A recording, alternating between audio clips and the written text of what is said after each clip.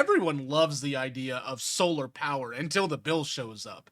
The system undelivers or the reality doesn't match the promise. And that's exactly why you need to hear the truths nobody talks about, because solar is one of the most oversold, misunderstood investments people make. And if you don't understand how it really works, you can spend thousands and still not solve the problem you were trying to fix. First truth: solar panels do not eliminate your electric bill the way most people think, and they do.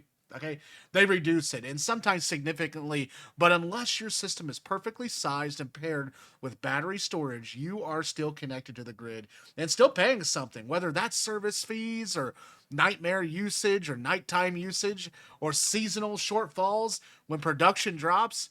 Second truth: your panels produce the most energy when you don't need it.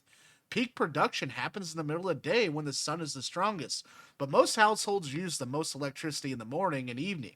So without batteries, you are often exporting power during the day and buying it back later at a higher rate, which cancels out a lot of the perceived savings.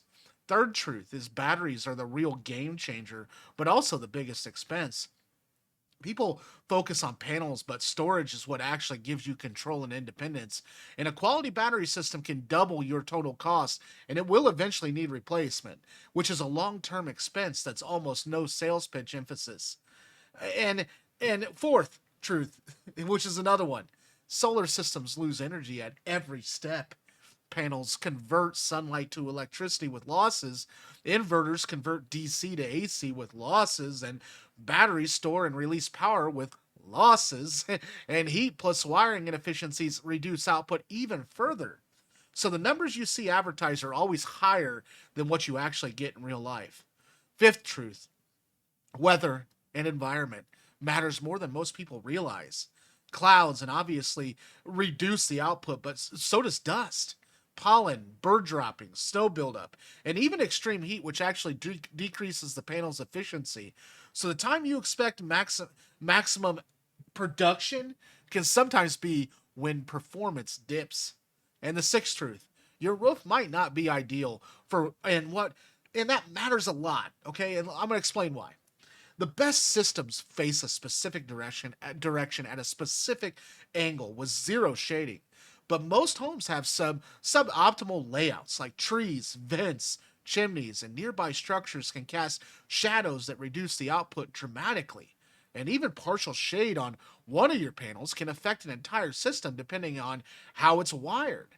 The seventh truth: solar is not completely maintenance free either. It's low maintenance, but it's not zero. Panels need occasional cleaning, especially in dusty or pollen heavy regions. Inverters can fail over time.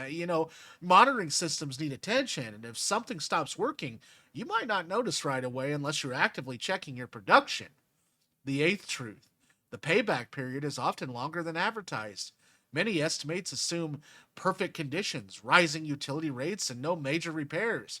But in reality, your system might take 8 to 15 years to pay for itself, depending on your location, incentives, and your energy usage. And if a major component fails, that timeline stretches even further. The ninth truth: incentives and tax credits are not permanent. A lot of the appeal comes from government programs that can change based on policy decisions. So the deal you see today might not exist later. In the long term, math can shift if those benefits are reduced or removed. And here's the next truth: net metering is changing, and not in your favor. Many utilities are lowering the credit you receive for sending excess energy back to the grid, meaning you sell low and buy high, which reduces savings and increases the importance of having your own storage. And here's the next truth as well: financing can make solar look cheaper than it really is. Zero down offers sound great, but long term payments, interest, and contract terms can mean you pay far more over time than the system actual cost. And the projected savings are often stretched over decades to make the deal look better. And not all solar companies are trustworthy. The industry has great installers, but also aggressive sales operations that rely on inflated projections and confusing contracts. So if you don't do your own research, you can end up locked into a system that underperforms or costs more than expected. Solar can increase your home's value, but it's not guaranteed as well. Buyers may value owned systems, but leased systems can complicate sales because the new owner has to take over the agreement. And the older system may not add much value if they are near the end of their lifespan. Going off grid is much harder than it sounds. True independence, it requires oversight systems, significant battery storage, backup generators, and strict energy management because you have to prepare for the worst case scenarios like extended cloudy weather or equipment failures. Then most people underestimate both the cost and the lifestyle adjustments required.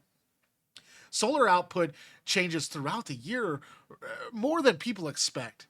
Winter months can produce a fraction of the summer output due to shorter days and lower sun angles, which means your system needs to be sized with seasonal variation in mind, or you will fall short during critical times. Degradation is real and unavoidable too. Solar panels slowly lose the efficiency over time, typically around 0.5% to 1% per year, which means about 20 to 25 years, your system will produce noticeably less power than when it was new. And energy independence is a spectrum, not a switch. Most systems give you partial independence, but not total control unless you invest heavily in storage and backup systems.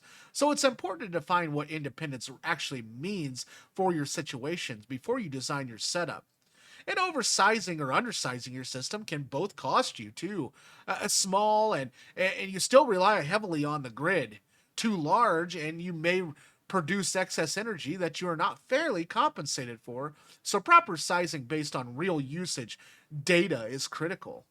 Solar works best when paired with efficiency, reducing your energy consumption and through better insulation. Efficient appliances and smarter usage patterns can dramatically improve the value of your system because you need less power to begin with. And the biggest mistake people make is treating solar like a product instead of a system. Panels, inverters, batteries, placement, and usage habits and the local policies all interact. And if one part is poorly planned, the entire system underperforms. Then the bottom line is simple: solar power is not a scam, but it is often oversimplified and overpromised. And the people who benefit the most are the ones who go in with a realistic expectation. They understand the trade offs and design their systems around how they actually live instead of what a sales pitch suggests. Because when you approach it the right way, solar can absolutely save you money and give you more control over your energy. But when you go in blind, it can turn into a long, expensive lesson that you could have avoided by knowing these truths up front. So now you know. If you found value to this video, please like and subscribe. The subscription's what's important. YouTube says I can't grow without you, so I would love to have you on the team. Also, comment down below. I would love to hear from you. I respond to every comment that I can. If it's negative, it won't exist on the page, so don't even waste your time or mine. Thanks for watching, and we'll see you on the next one. Oh, and check out this video to the right. It can also help you on your off-grid tiny house journey. Take care.